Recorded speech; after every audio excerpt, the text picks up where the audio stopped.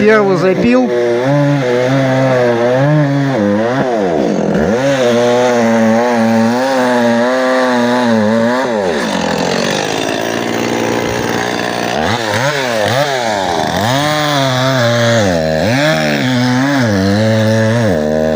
Примерно лед 40 сантиметров. Второй запил будет где-то через неделю минимум.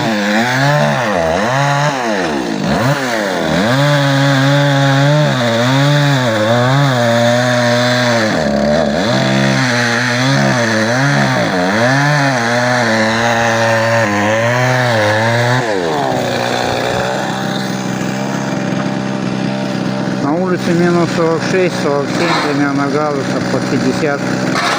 Вот так вот целый день. Выморозку винтов, перьев до судоремонта, чтобы уже весной судно шевелилось.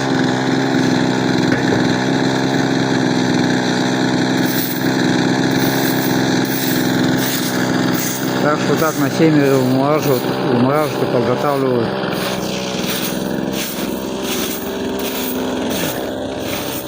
То есть забортные ящики, чтобы вода весной уже поступала, чтобы судно могло шевелиться.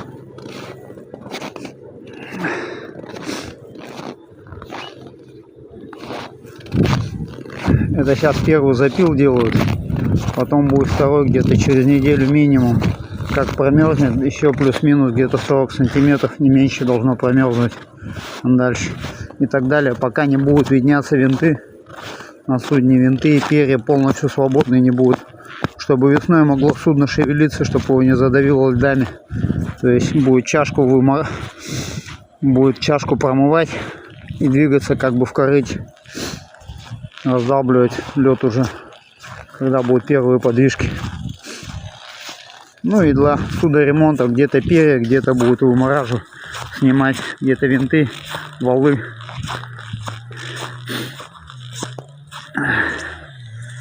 И так почти каждое судно.